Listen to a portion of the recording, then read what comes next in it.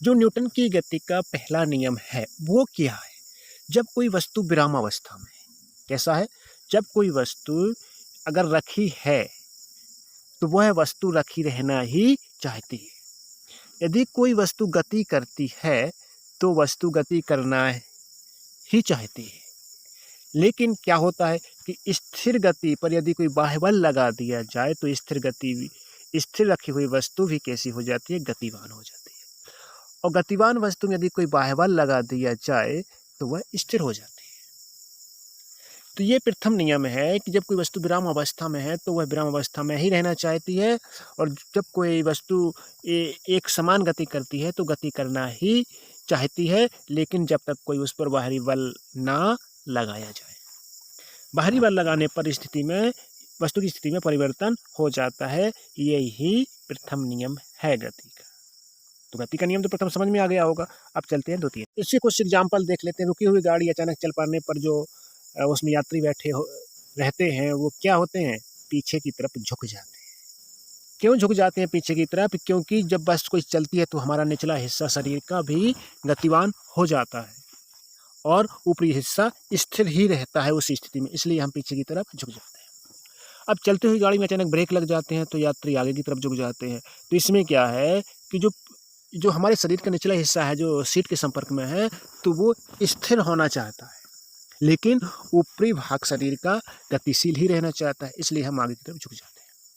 किसी मोड़ पर बस पर बैठे यात्री मोड़ की विपरीत दिशा में झुक जाते हैं। गोली मारने पर कांच में गोल छेद हो जाता है, पत्थर मारने पर कांच के टुकड़े टुकड़े हो जाते हैं।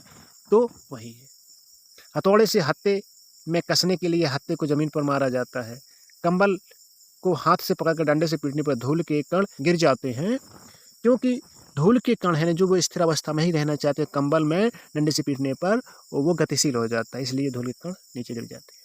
दूसरा नियम है वस्तु के संवेग में परिवर्तन की दर उस पर आरोपित बल के अनुक्रमानुपाती होता है। तो ये जो दूसरा नियम है वो संवेग परिवर्तन का नियम है, और पहला नियम क्या था? वो जड़त्व का नियम था। तो दूसरा नियम कह रहा है कि जब वस्तु के संवेग में परिवर्तन की दर उस पर आरोपित बल के समानुपाती होती है। तो ये दूसरा नियम हो गया। जाता है बल F माना जाता है। क्या माना जाता है? F बराबर क्या होता है? द्रव्यमान गुणे त्वरण होता है। गुरुत्वीय बल बराबर द्रव्यमान गुणे त्वरण। तो फोर्स बराबर F बराबर m द्रव्यमान होता है। तो संवेग किसी गतिमान वस्तु के द्रव्यमान तथा वेग के गुणनफल को हम संवेग कहते हैं। संवेग क्या है? m और a का गुणनफल होता है, उसे हम संवेग कहते हैं, यानी p कहते हैं। ये इसके एग्जाम्पल हैं। तो संवेग यानी कि इसके जो एग्जाम्पल हैं, समान वेग से आती हुई क्रिकेट की गेंद व टेनिस की गेंद में से टेनिस की गेंद को कैच करना आसान होता है। क्रिकेट खिलाड़ी तेजी से आती हुई गेंद को कैच करते समय अपने हाथों को क्या करते हैं? गेंद के समान वेग से पीछे की तरफ खींच लेते हैं। इससे क्या होता है? हाथों में चोट नहीं लगती। मिट्टी के फर्श पर गिरने पर सीमेंट से बने फर्श पर गिरने की तुलना में कम चोट लगती है। क्यों लगती है?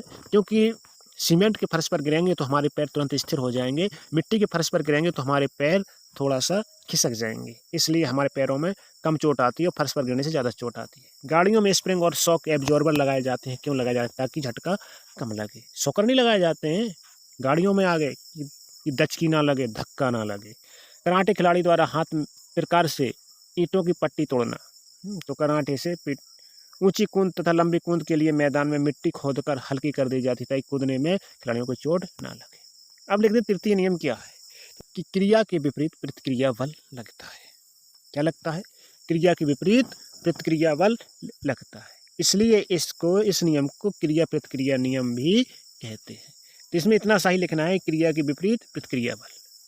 दो से अधिक वस्तुओं के निकाय में कोई बाह्य बल आरोपित हो तो निकाय का संपूर्ण संवेग अपरिवर्तित रहता है, यानी कि अर्थात जितना बल एक वस्तु लगाती है उतना ही बल उस पर दूसरी वस्तु लगाती है, यानी जिससे क्रिया के विपरीत प्रतिक्रिया बल लगता है। यही तीसरा नियम है। इसके एग्जाम्पल देख लेते हैं।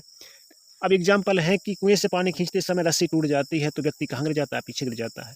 नाव खेलने के लिए बांस से जमीन को दबाना, रॉकेट को आगे बढ़ाना, बंदूक से गोली छोड़ते समय पीछे की ओर बंदूक को झटका देना। इन बंदूक का जो पछुआ होता है का जितनी ही गति से उसकी गोली आगे निकलेगी उतनी ही गति से वो झटका पीछे की तरफ देगी। ऊंचाई से कूदने पर चोट लगना। तो बंदूक का जो पछुआ है चौड़ा क्यों बनाया जाता है? ताकि वो चोट कम लगे।